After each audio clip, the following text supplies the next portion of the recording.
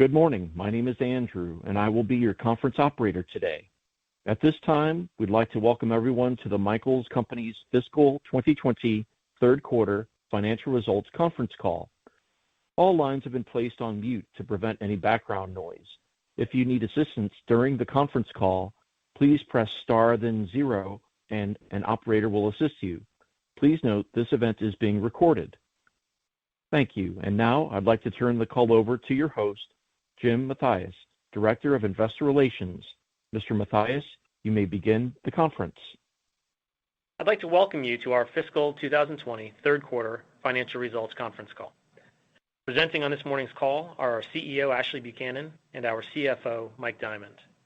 Note, for today's call, the supplemental slide deck available on our investor relations website contains additional financial content to support today's discussion.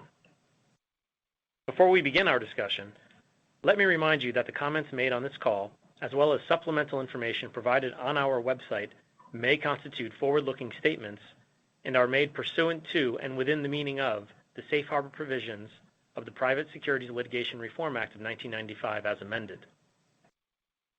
These forward-looking statements involve risks and uncertainties that could cause actual results to differ materially from those anticipated by these statements. Information about these risks is noted in our earnings press release and the risk factors in our latest annual report on Form 10-K filed with the SEC, as well as in our other SEC filings. These forward-looking statements are only as of today, December 3rd, 2020, and the company assumes no obligation to update these statements except as required by law.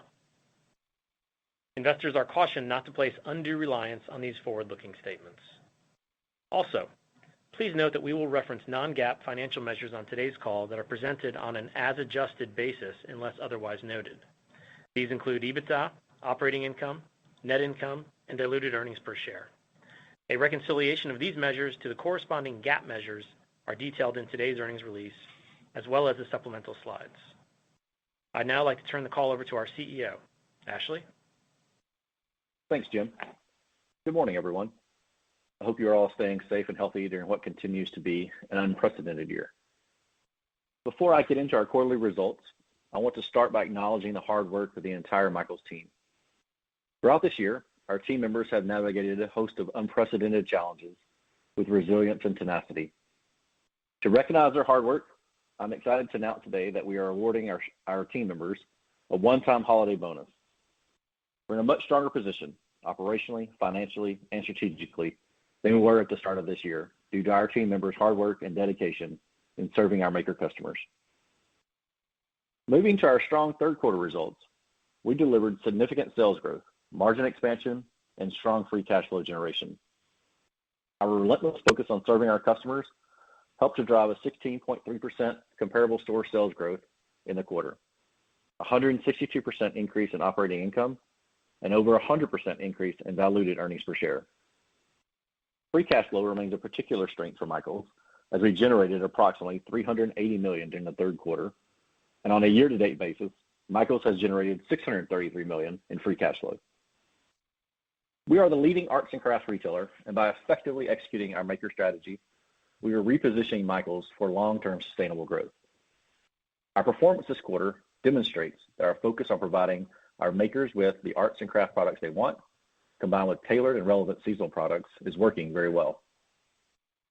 We saw broad-based demand this quarter across all product categories, and in addition to robust arts and craft performance, we experienced better sell-through of our fall and Halloween inventory. We're also effectively communicating with our customers, providing inspiration and ideas for their holiday celebrations, which, given the current realities, will likely include smaller gatherings and more time spent at home this year. Our strong rates of sell-through, combined with lower promotional activity in the quarter, results in both higher margin rate and significant margin dollar growth. We ended the third quarter with approximately $850 million in cash on our balance sheet. The result of our cash-generative business model and our ability to execute against strong customer demand. Going forward, as we make decisions on how to best deploy our capital, we will continue to focus on the priorities outlined at our Investor Day. Our top priority is investing in our strategic growth initiatives in order to drive sustainable long-term growth. This is followed by using our cash to pay down debt and reduce our leverage. Third, we will then look to opportunistically repurchase shares. And finally, considering potential acquisitions that align with our growth strategy. During the third quarter, we took an important first step in improving our capital structure and paid down $150 million of debt as part of our refinancing. We plan to continue to make progress in strengthening and deleveraging our balance sheet as we execute against our strategy going forward. Now I'd like to share some of the progress our team has made against the three strategic pillars we outlined during our recent Investor Day. The pillars are strengthening our retail foundation, modernizing the omni-channel experience, and reestablishing Michaels as the expert brand for makers. First, with regards to strengthening our retail foundation, we believe a critical component of being a successful and growing specialty retailer is ensuring that the assortment found within our stores has the right amount of newness and relevance for our customers.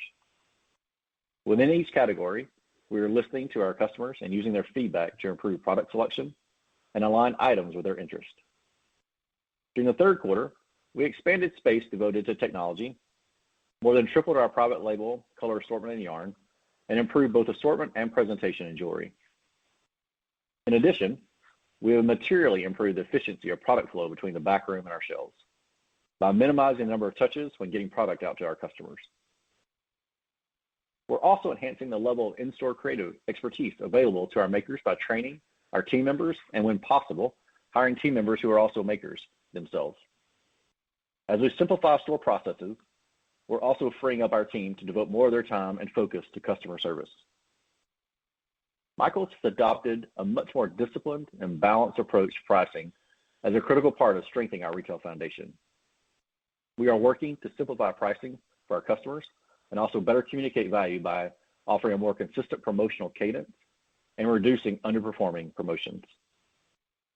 With more newness in our selection, improved flow and availability of product in our stores, clarity on pricing, and ongoing work to improve customer service, our team is working hard to provide our customers with a better experience in our stores. We have seen these efforts drive a nearly 300 basis point increase in our in-store satisfaction scores. Over the next 6 months, we expect ongoing changes, including, for example, adding shelf space to categories that are popular with customers, expanding assortment within categories, and improving the layout of other categories to drive sustainable growth for our business. Moving on to our second pillar, modernizing our omni-channel experience. We continue to transform Michaels into a leading omni-channel specialty retailer. E-commerce revenue grew 128% in the third quarter to $115 million and represented nearly 10% of third quarter revenue. A significant portion of our e-commerce sales are fulfilled through BOPUS, curbside pickup, and same-day delivery, where we enjoy strong profitability, similar to that of a store transaction. Progress continues, and we are constantly iterating and introducing new omni-channel features and enhancements that are garnering positive customer response and strong adoption. For example, customers can now receive text alerts when their BOPUS orders are ready for pickup, and when opting for curbside pickup, can easily notify stores of their arrival via text from the parking lot. We have also added a BOPUS option to our online app, and with improved signage have made it easier for customers to pick up their orders at our stores. These measures help improve store efficiency and provide a better shopping experience for the customer, especially as safety remains top of mind. Since its introduction, curbside has the highest Net Promoter Score of all our online channels. Additionally, our new online express checkout option allows customers to purchase their basket in just 4 clicks, further simplifying the online shopping experience. In this setting, we have found as many as 90% of customers in the express checkout path actually check out. That's a great close rate and shows the value providing an easy, user-friendly process for customers to navigate. And finally, we launched Michaels Pro in the third quarter, and we are encouraged by the early customer response and interest. Our studies show that our core maker customers are 2x more likely to buy arts and crafts componentry in bulk. These Michaels Pro orders have an average basket size of over 2x the average Michaels customer. We continue to enhance this offering and expand our assortment, adding over 2,000 SKUs in the quarter. We offer more than 5,000 SKUs on the Michaels Pro platform, and we're adding more every month. We have a full roadmap for the months ahead as we continue to provide a seamless and safe omni-channel shopping experience for our customers. And finally, Our third pillar is to reestablish our brand position as the expert for makers. We believe we are making great progress toward reestablishing Michaels as the expert brand for core maker customer. Our brand and marketing are key enablers of our success across pillars 1 and 2 and are focused on inspiring and engaging our customers. This comes through clearly in our marketing. Our Made by You campaign continues to resonate with new and existing maker and established Michaels as the expert brand. We're strengthening our customer relationships through content, community, and commerce. We're focused on driving further customer engagement by leveraging CRM, loyalty, and community. And we've seen strong outcomes in a short period of time, including increasing personalization to more than 80% of emails, growing enrollment in our text messaging and loyalty programs, engaging our makers online with compelling virtual content, and using insights from our maker community in messaging and a go-to-market approach. Our efforts are paying off as we work to deepen our relationship with existing customers and continue to attract new ones to Michaels. Within our community of makers, we are gaining insights on how to improve our go-to-market strategy and improve our messaging. And the results are compelling. As we discussed at our Investor Day, within arts and crafts, we are ranked number 1 in Net Promoter Score, number 1 top of mind awareness, and more than 33% of makers use Michaels as their primary retailer for arts and crafts. We continue to see new customers coming to Michaels, and in addition to shopping our stores, using BOPUS, curbside, ship from store, and same-day delivery to drive sales. In the months ahead, we will build on this progress by expanding the use of personalization across web and content, including suggesting items based on browsing or past purchase history. We will continue to expand virtual content and develop our communities, laying the foundation for future strategic initiatives that will connect content, commerce, and community. We had a strong quarter, and I'm proud of how the team has continued to execute on our strategic pillars to transform Michaels. The team members have successfully navigated a challenging year, and I'm excited we were able to award them a special bonus totaling $10 million during this holiday season.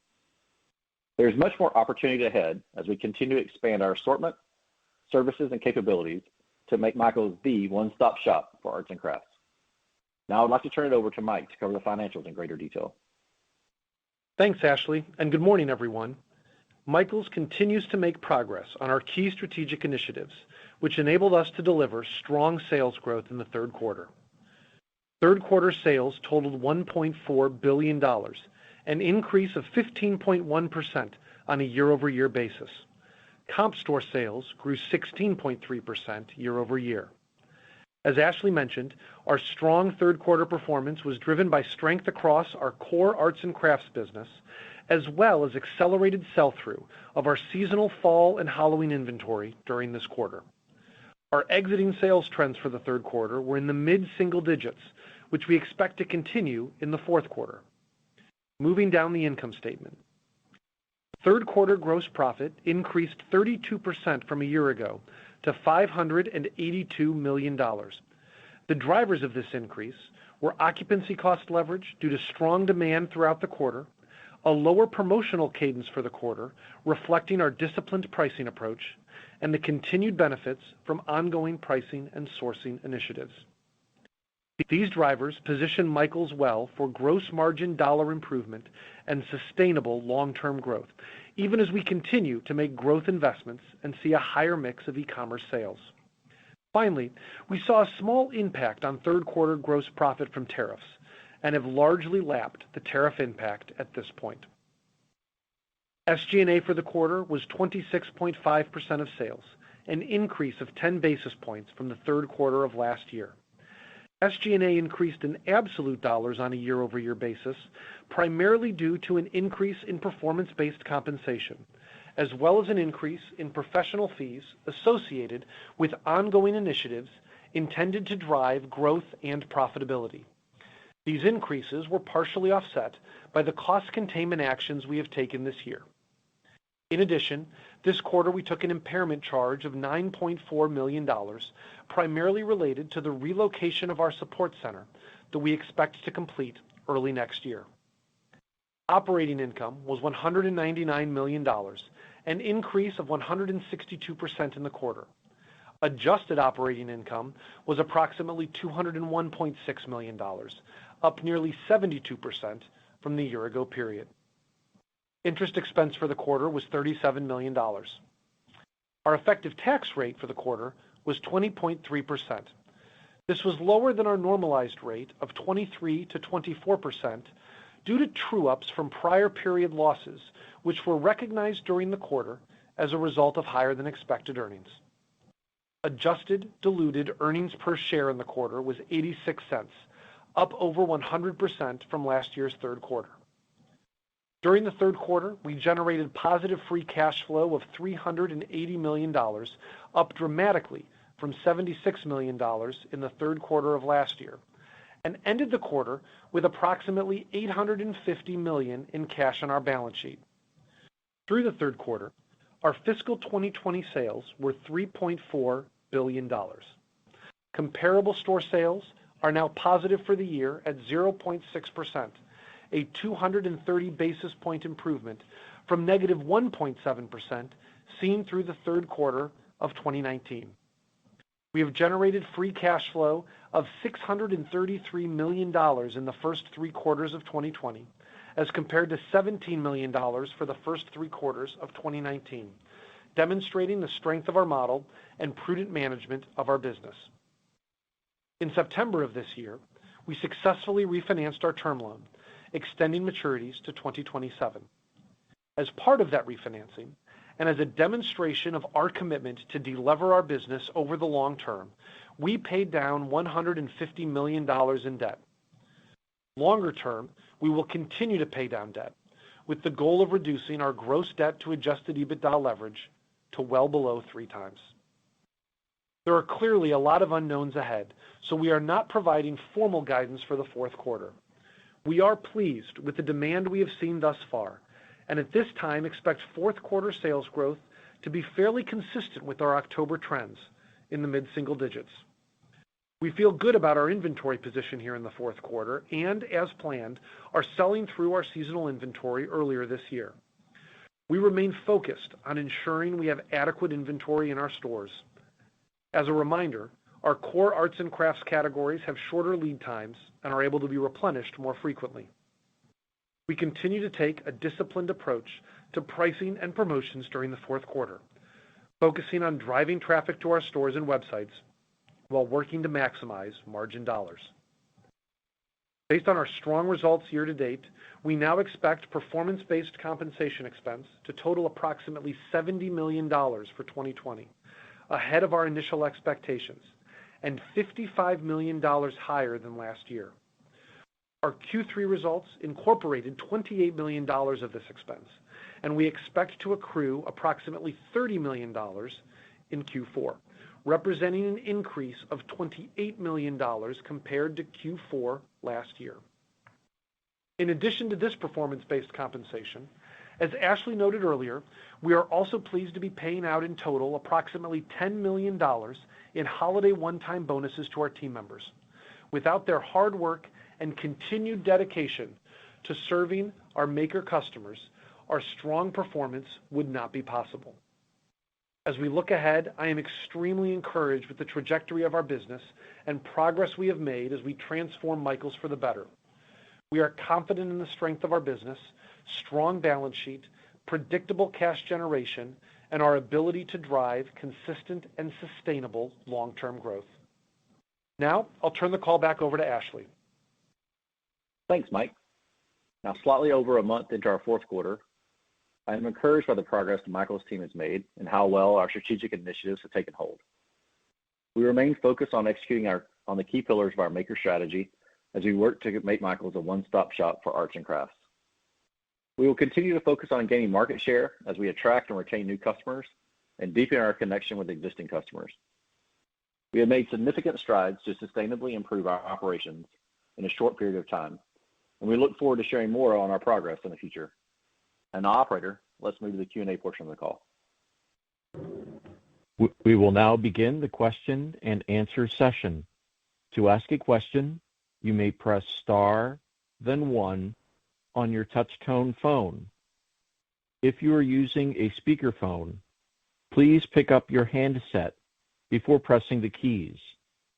To withdraw your question, please press star then 2.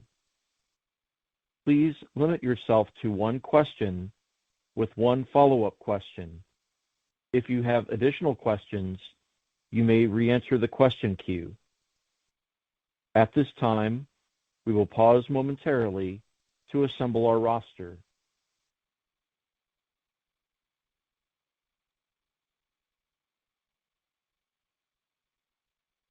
The first question comes from Christopher Horvers of JP Morgan. Please go ahead. Thanks. Good morning, everybody. So my first question is, you're expecting mid-single-digit comp in the fourth quarter. You talked about 20% through the end of September, and obviously the mid-single-digit exit rate in October. So can you talk about what drove that? Was that earlier seasonal sell-through, and thus the decor category slowed down? And is it fair to say with more decorating this year? Like you said, smaller gatherings, but more of them. Are you seeing that surge again here in November? And you're just basically saying, once we get through the holiday decor period, that will revert back down to that, mid-single-digit trend. Yeah, Chris.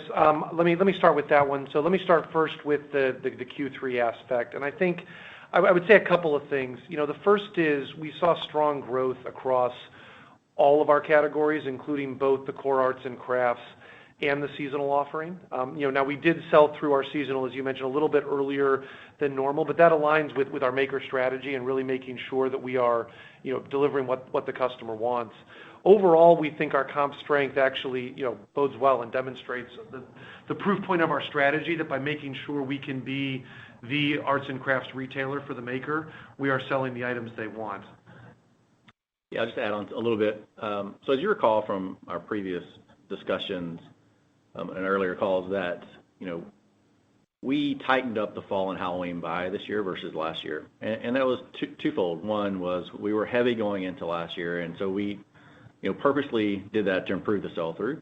And I would say one of our biggest issues last year was actually getting holiday product post-Halloween onto the floor, mainly because of the excess clearance we had in Halloween.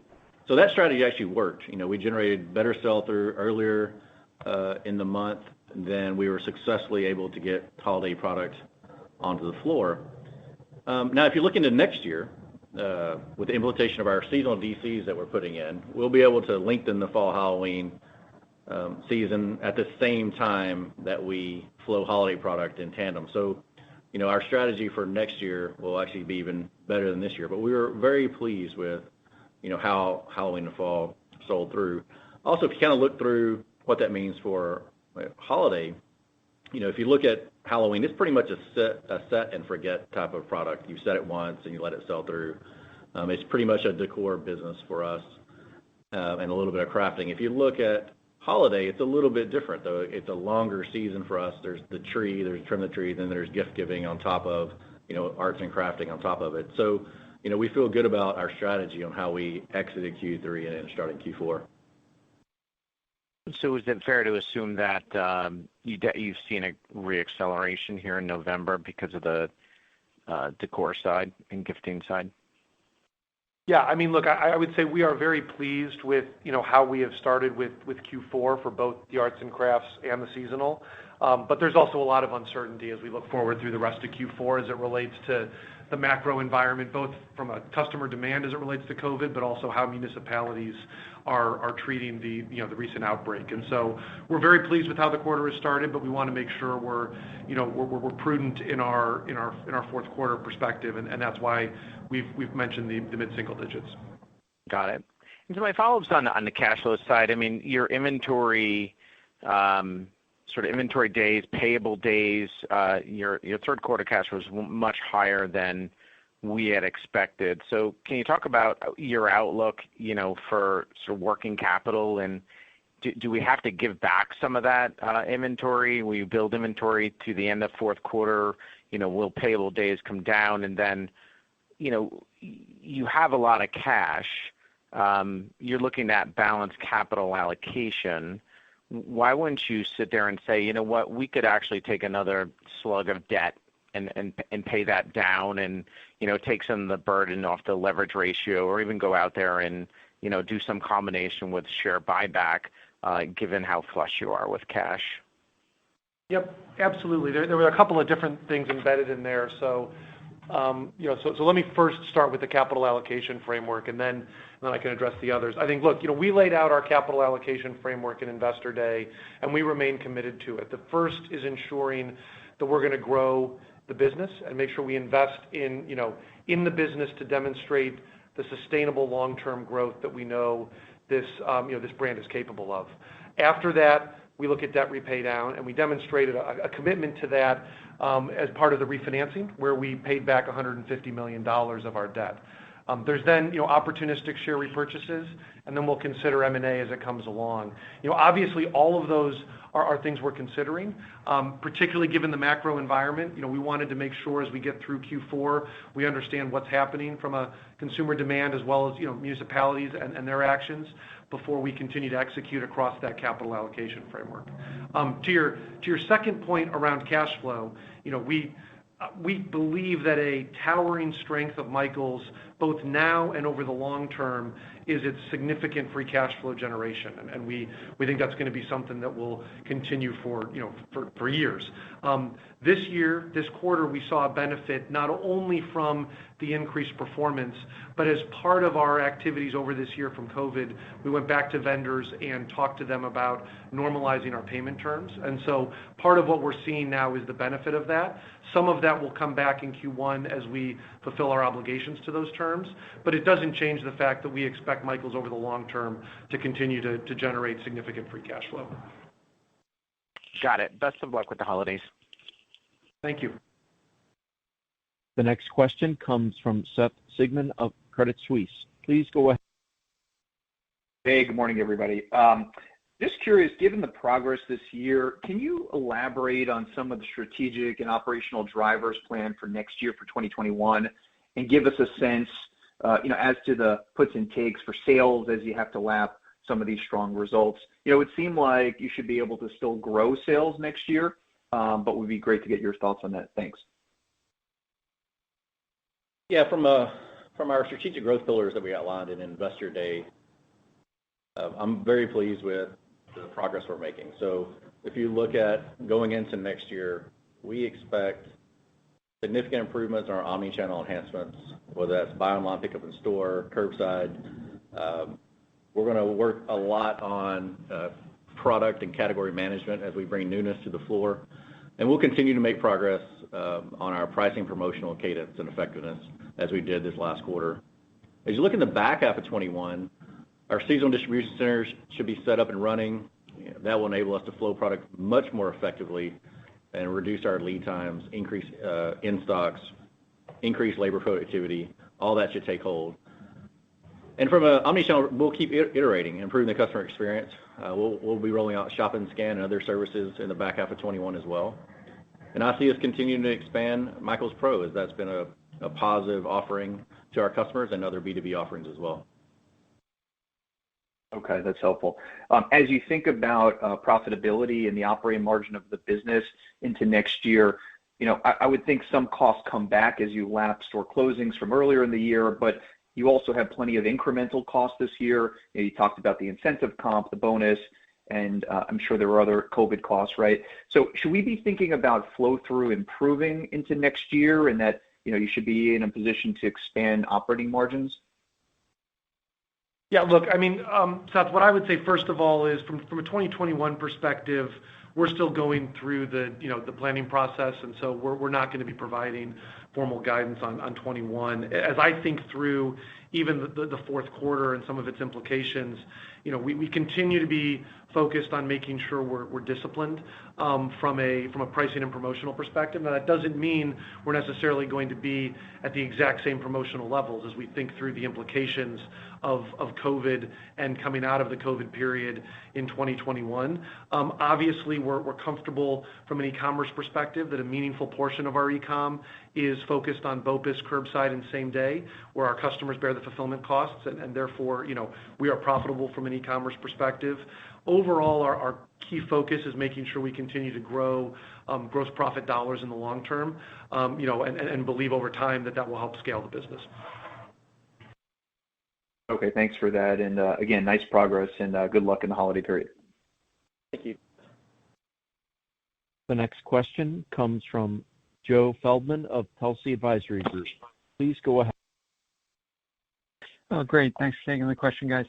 Wanted to follow up. You talked about, in the three pillars, the merchandising side of things, and focusing on improving various departments around the store.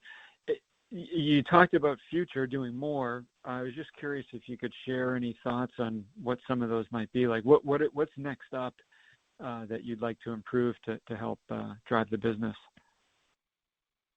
Yeah, we're doing our category management process across every category in the box. It's a longer lead time. As you know, this category, this company has long lead times on product, but we're going through every category and improving newness, improving product development. We're actually making it where it goes from truck to shelf, where it fits on the shelf, so it reduces touches, reducing our lead times, improving our case packs, which allows us to be more effective and efficient at store level. So there's a lot of work to be done. I'm pleased with the beginnings of it as we've got newness and got the natural kind of specialty retailer merchandising pyramid correct. But there's still a lot of work to do around improving truck to shelf and efficiency at store level. So we'll see that roll out throughout next year, and I'm very pleased with how that's coming along. That's great, thanks. And then just one follow-up with regard to the surge in COVID cases we've seen around the country. Have you seen any recent changes in demand trend? I mean, obviously I get it, the mid-single digit, that slowed through the quarter, but I don't know if that was related, or is it? And is there any anticipation that you might have to close stores in some markets again? Thanks. Well, it's a good question. I mean, we haven't seen any real change in demand regionality outside of obviously Canada, where they closed certain areas. You do see obviously demand when the stores actually close. There's just recently been put in different capacity limits. We haven't seen a tremendous impact to that, but obviously we're very well aware of what could happen if we go back to March, April. We don't anticipate that, but obviously we plan. We have a very robust playbook if we have to go back to that. We weathered that storm very effectively, and we're better positioned now to weather it than we were then. So we're prepared for all optionality and all things that might happen. But right now we're assuming that we're going to get through this just like we did last time, but better, because we don't foresee a rolling closure by a new municipality. But like I said, who really knows? Otherwise, we would be providing guidance. So we're allowing ourselves optionality. Got it. That's great. Thanks. Good luck with this quarter, guys. Thank you. The next question comes from Simeon Gutman of Morgan Stanley. Please. Hey, good morning. Thanks, everyone. My question first is on gross margin. Can you talk through some of the drivers in Q3? What was recapture, sort of what's sustainable, and if you have an easier comparison, it looks like in the fourth quarter, is there any reason why it can't look similar, especially with inventory position looking so lean?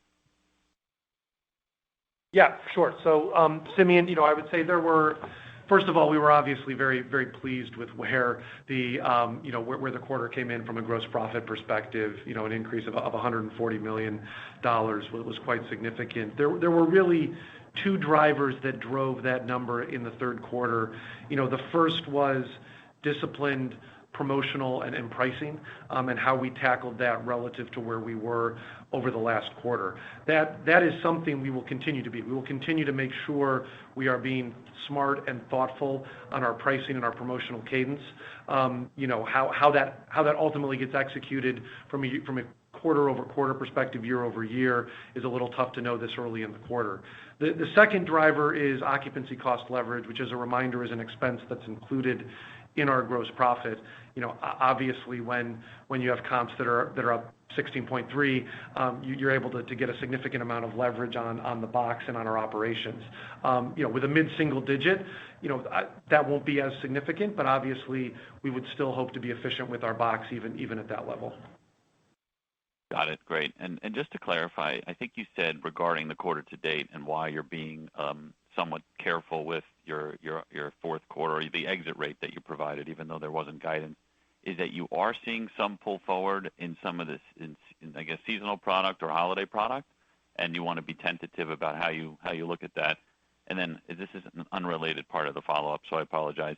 Can you talk about freight, both in terms of last mile and sort of inter-supply chain expenses? This is something that had come up with Michaels in the past. Curious how it looks like going into 2021.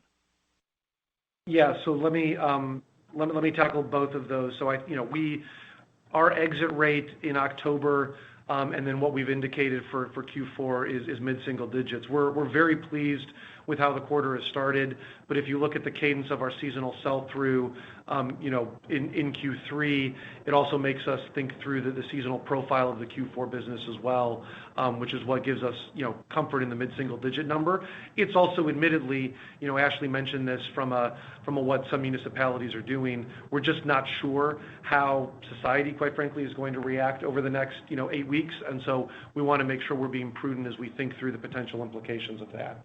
From a freight perspective, it is something we keep an eye on. Obviously, everyone in the industry is bearing increased freight costs. We have a great relationship with a lot of our providers to make sure that we won't face capacity constraints in terms of getting our product out. But it's something we continue to keep an eye on as we try to manage the business. And I think from an Omni-Channel or e-commerce perspective on freight, a big portion of our sales in e-commerce still comes from BOPUS, curbside, and same-day delivery. So, we benefit from that mix change versus probably others, I would assume. Thank you. The next question comes from Kate McShane of Goldman Sachs. Please go ahead. Hi, good morning. Thanks for taking my question. Most of mine have been answered already, but I was curious to learn more about the new customers that you saw during the quarter. Just curious who they were and what their behaviors were versus your more regular customers. Are you seeing more bigger basket sizes or trading up, or any kind of insight into their repeat purchases? Well, I'll say this. We're pleased with the total customer profile with our existing customers gaining more share of wallet, and we're pleased with our new customer acquisition as well. It's been a broad-based demand across all the categories, which we're very pleased with, not just seasonal, but particularly our replenishable core arts and craft business. It's been a broad-based demand across all customer types. So we're very pleased with that because, it indicates that our focus on our core customer, our maker customer, is the right strategy. We're not too reliant on just seasonal to drive it, and that's been the plan for a while, and it's clear that's actually working and paying off. And I wondered if you could just comment as a follow-up question with regards to holiday. I know gifting is an important piece of Q4. Is there any way to quantify gifting as a percentage of sales in the fourth quarter, and how that breaks down between more child-oriented like toy crafts versus just general adult gifting? Well, like I said earlier, there's actually kind of three parts to our holiday seasonal business, which is the tree part, the trim the tree part, and then the gift giving piece. But I'd be remiss to also not mention there actually is the fourth part, which is early kind of arts and crafts around holidays. So, we have four parts of it. The arts and crafts starts really early, then it's trim the tree, or tree, then trim the tree, then gift giving. And we don't break out which segment, but with that being said, historically, we'd be really focused on those four segments specifically.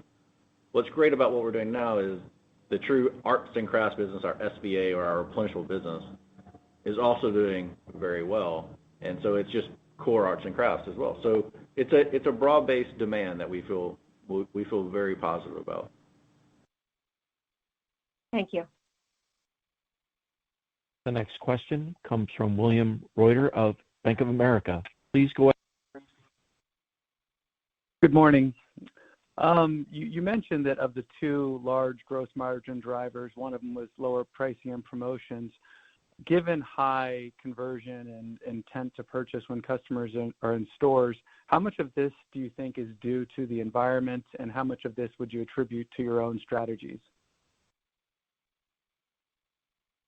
Yeah, I mean, look, there's going to be. It's tough to really tease that out right now, particularly given what's going on from a macro environment from a COVID perspective. I think we feel really good about our strategy, both in the macro environment we face right now and going forward, that we want to be disciplined around pricing and promotion. It's obviously not just about the price and promotion. It's about the offer you have, executing the strategy across the three pillars, and then having a pricing and promotional cadence that actually supports that. So, I'm not going to lie and say, obviously, I think we have benefited from a consumer demand perspective based on the current macro environment. But I also think that our ability to have the right seasonal assortment that sells through earlier and at a higher rate is as much to do with how we're actually executing against the categories as it is around our pricing and promotion. Yep. I'll add on to that a little bit. So if you go back a call or two, we talked about tightening the holiday buys, which we did. Two things that I did mention is it's more unique product. So it's less commodity, it's less mass. So when we tightened up the buy and you got more unique product, it sold earlier, right? And the fact that the customers liked the product, we didn't feel and didn't need to promote as deeply as we did last year.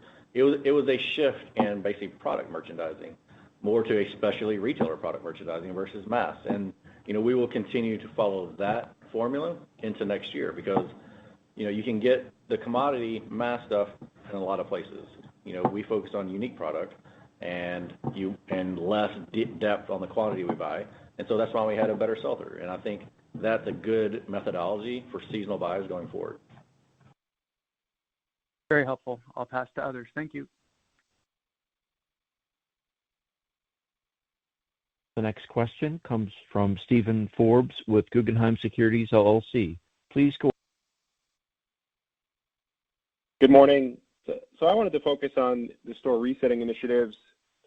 Ashley, if you can you provide us an update on the reset plans, right, as we think about next year, both in terms of cadence and breadth, and then help us quantify, right, the potential cost implications, of the rollout, as we sort of try to optimize the model here. And I think what I'm trying to best understand is what the level of investment spend pressure on the business is going to be in the first half, right, where we have those lower volume quarters. Yeah, so it's a rolling reset by category. So it'll happen pretty much all year, right up to the fourth quarter. The cost to do resets is very minimal in the sense that this is kind of what we do. We've dramatically made the resets more efficient by how we go from truck to shelf, SKU optimization, case pack optimization. So the ability to put that product on the shelf on our initial kind of pod reset should be much more efficient than it has in the past. So we don't see a lot of headwind from what you call modular resets or product resets or refreshes in the stores next year. And then just maybe sticking with expenses, given the holiday bonus payment to team members that was announced, can you just update us on where your average entry wage is today, and then how you're thinking about just the average wage rates in 21 versus say a baseline of 2019? Yeah, I mean we're committed to making sure that we pay a competitive wage in the markets, and then and we keep an eye on that across our stores by municipality to make sure we're competitive. Thank you. Best of luck. Thank you. And the last questioner today will be Carla Casella with JP Morgan. Please go ahead. Hi. Given your growth in BOPIS and curbside, can you just give us a sense for the margins on a BOPIS or a curbside sale versus an in-store product margin or gross margin? As we said in the past, a BOPIS curbside same-day delivery is basically equivalent to an in-store purchase. Okay, great. And then on the working capital front, you mentioned that you extended some payable terms. It looks like there's been some other costs that were deferred. Could we see working capital flip and be a use of cash in fourth quarter, atypical to the seasonal patterns of the past, or is most of that going to get paid back down in 21? 2021 is the short direct answer. It'll like we will see that largely in the early part of next year. Okay, great. Thanks a lot. This concludes our question and answer session and today's call. Thank you for attending today's presentation. You may now disconnect.